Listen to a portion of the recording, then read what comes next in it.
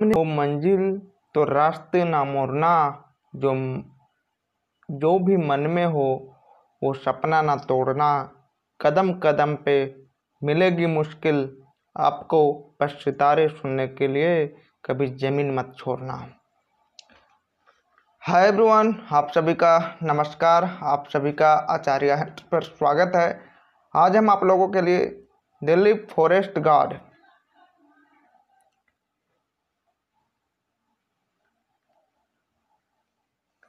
का क्वेश्चन लेकर आया हूं। जो लोग चैनल पर नए हैं वे लोग आचार्य हंस को सब्सक्राइब करें और बेल आइकन को जरूर प्रेस करें। धन्यवाद। तो चलिए दोस्तों, पहला क्वेश्चन शुरू करते हैं।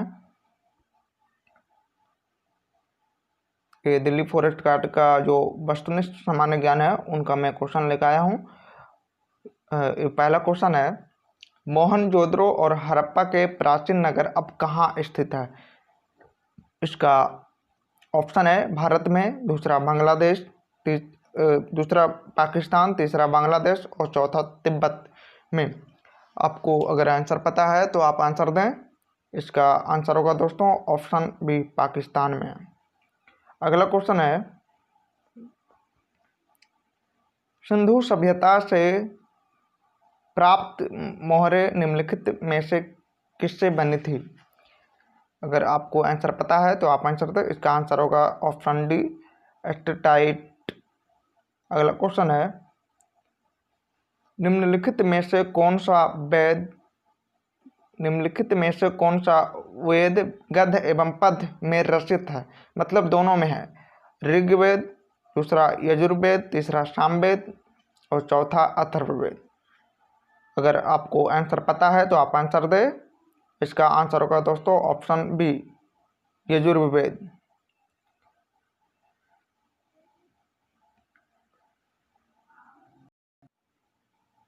लेकिन दोस्तों हम आपको चारों ऑप्शन के बारे में बताते हैं। पहला ऑप्शन है ऋग्वेद। इसके बारे में बात करते हैं। ऋग्वेद जो है ऋचाओं के क्रमबद्ध ज्ञान के संग्रह को ऋग्वेद कहा जाता है। इसमें 10 मंडल, 1028 शुद्ध बाल्यलिखित पाठ के 11 सूक्तों सहित एवं 10,462 ऋचाएँ हैं। इस वेद के ऋचाओं के पढ़ने वाले ऋषि को होर्ट कहते हैं।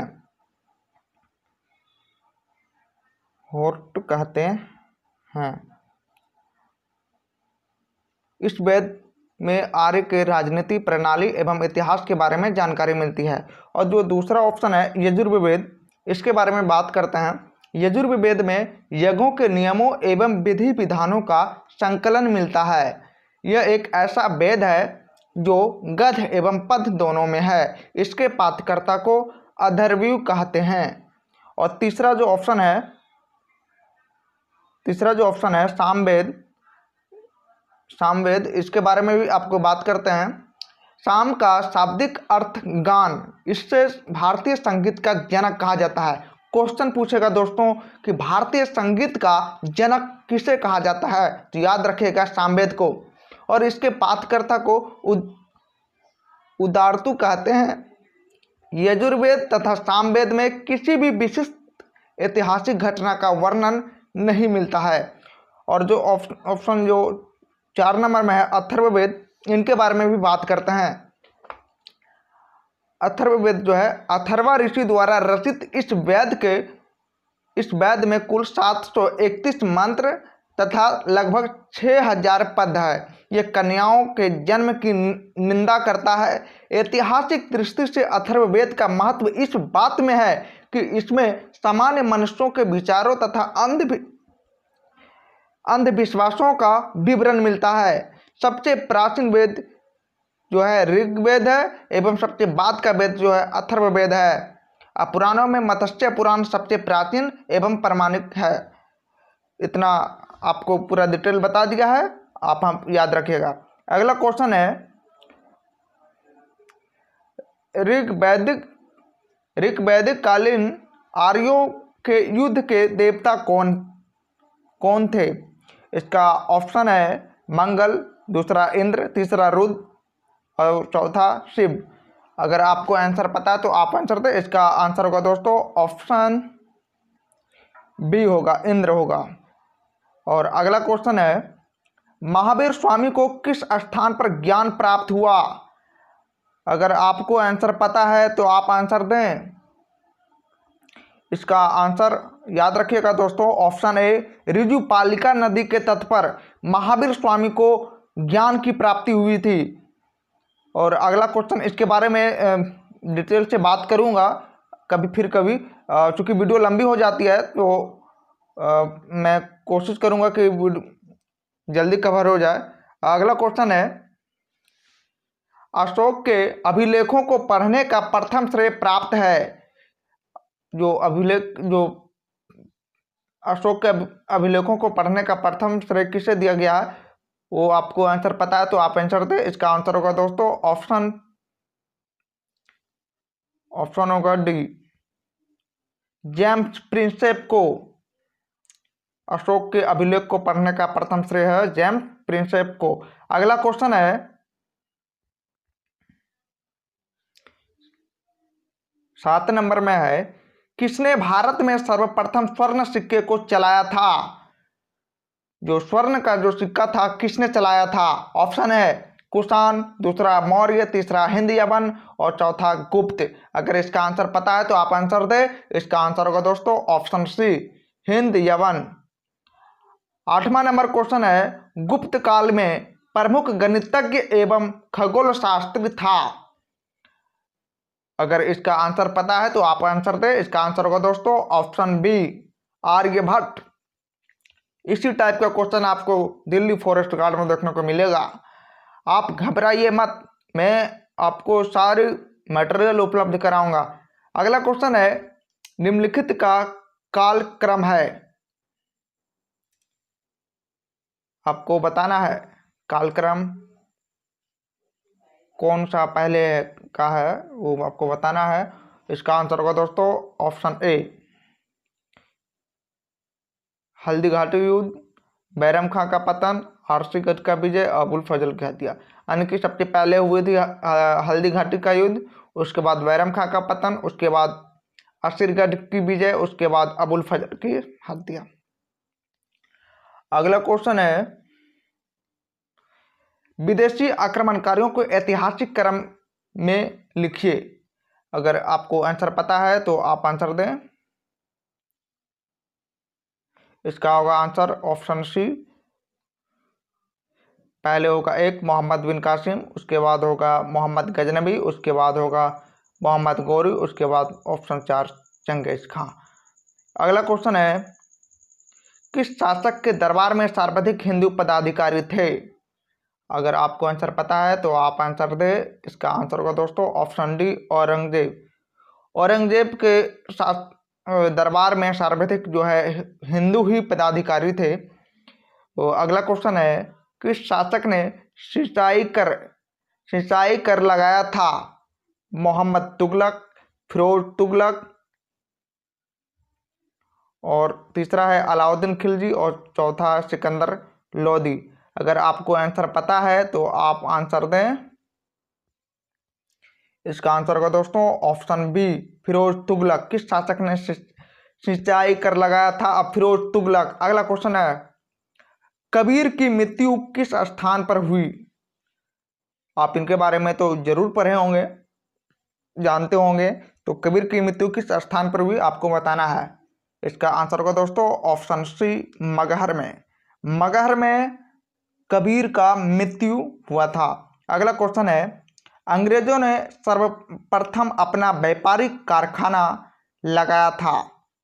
जो व्यापारिक का कारखाना था अंग्रेजों ने सर्वप्रथम कहाँ लगाया था वो आपको बताना है।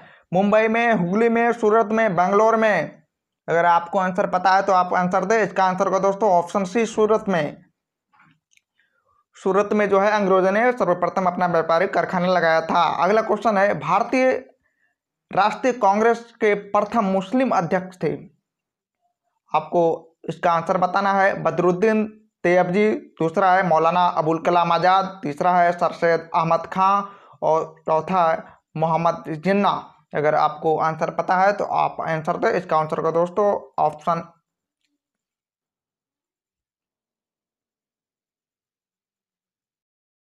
इसका आंसर होगा दोस्तों ऑप्शन ए।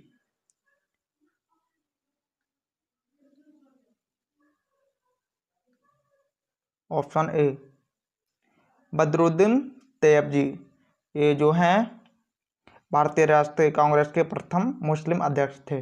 अगला क्वेश्चन है, ऑल इंडिया ट्रेड यूनियन के प्रथम अध्यक्ष थे। इसका आंसर होगा दोस्तों ऑप्शन ए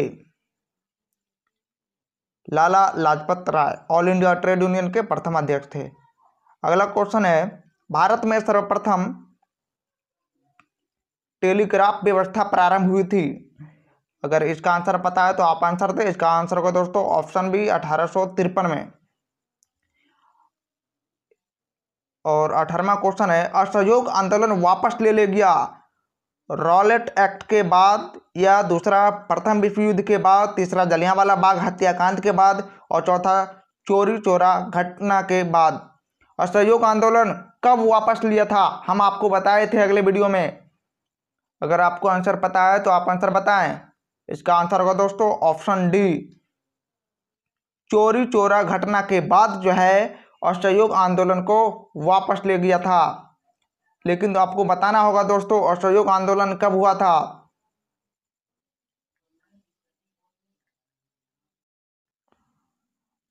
असहयोग आंदोलन दोस्तों 1 अगस्त 1920 को हुआ था। गांधी जी द्वारा चलाया गया प्रथम जन आंदोलन असहयोग आंदोलन को माना जाता है। और असहयोग आंदोलन के दौरान महात्मा गांधी ने केसर ए हिंद की उपाधि भी वापस कर दी थी।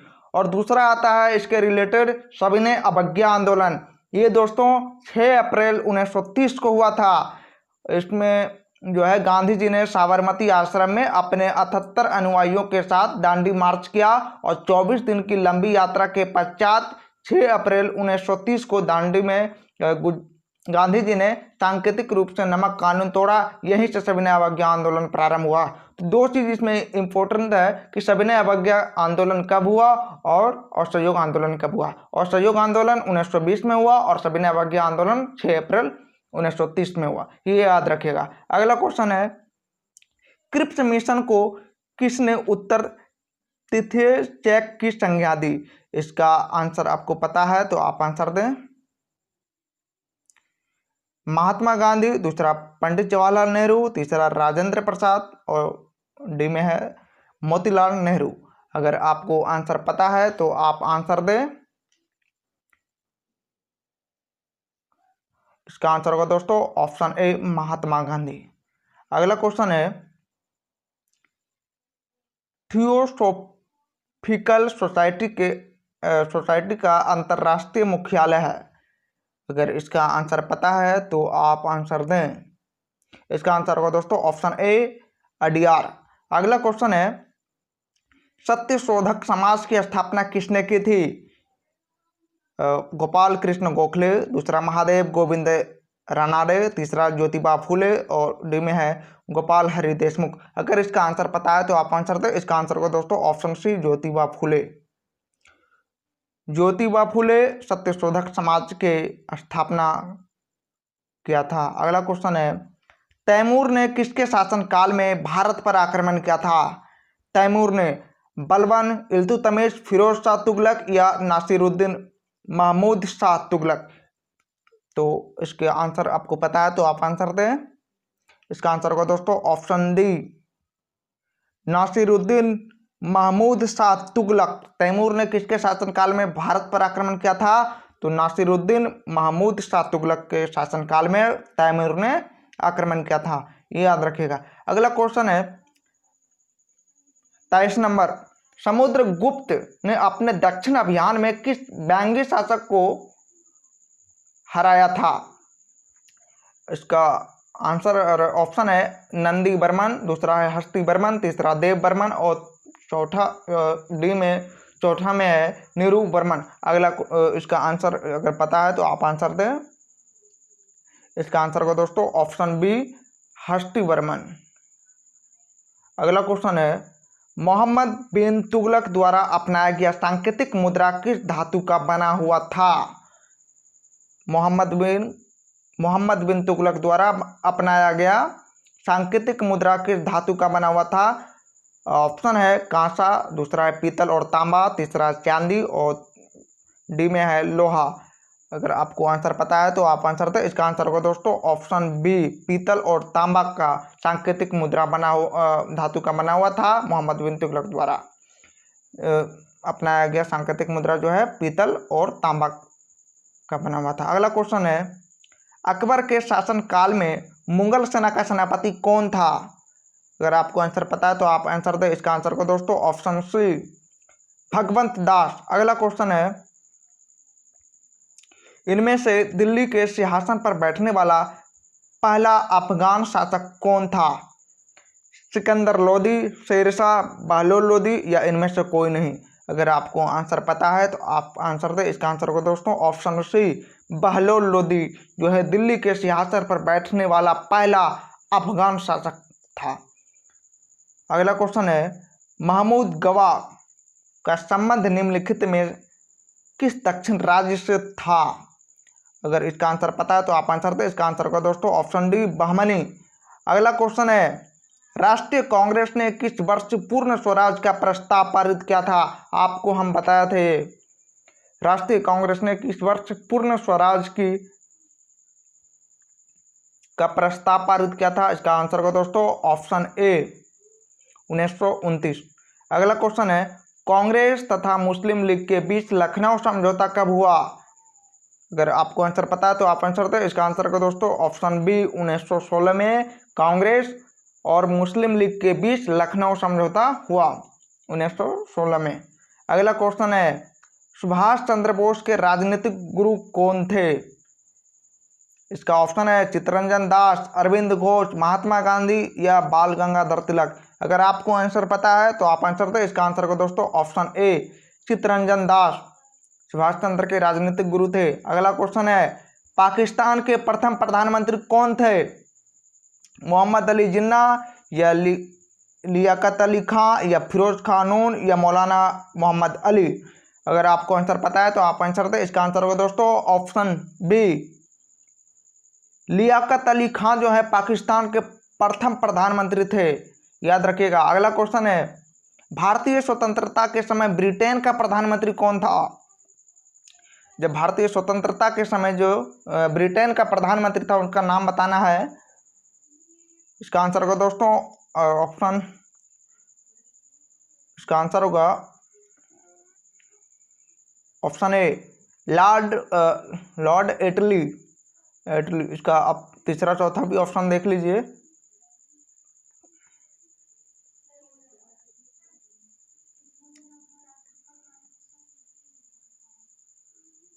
हाँ, ये दूसरा ऑप्शन, तीसरा चौथा ऑप्शन। अब अगला क्वेश्चन है 33 नंबर, 15 अगस्त 1947 से 26 जनवरी 1950 तक भारत का राजनीतिक दर्जा क्या था?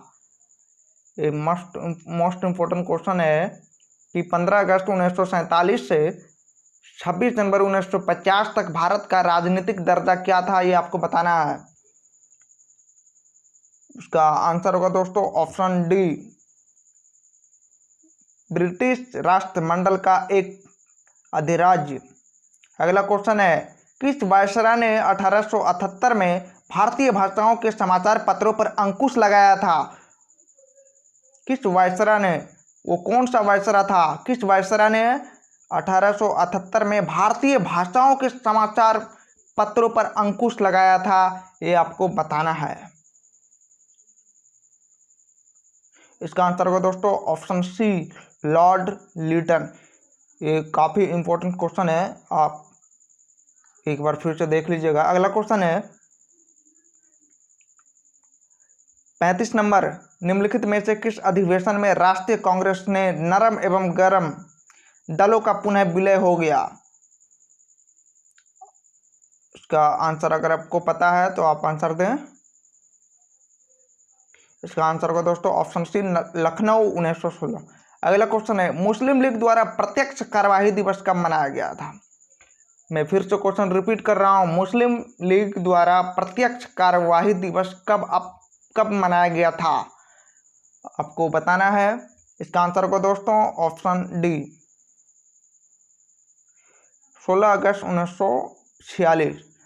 37 नंबर क्वेश्चन देखिए, सिंधु घाटी सभ्यता के लोग किस धातु से परिचित नहीं था या परिचित नहीं थे। सिंधु घाटी सभ्यता के लोग किस धातु से परिचित नहीं थे, ये आपको बताना है। इसका आंसर होगा दोस्तों ऑप्शन ए लोहा। याद रखिएगा, सिंधु घाटी के सभ्यता के लोग जो थे लोहा से परिचित नहीं थे। उसके बाद देखिए ऑप्शन बी में चांदी है, तांबा है, सोना है, ये सबसे सिंधु सभ्यता के लोग जो है परिचित थे, लेकिन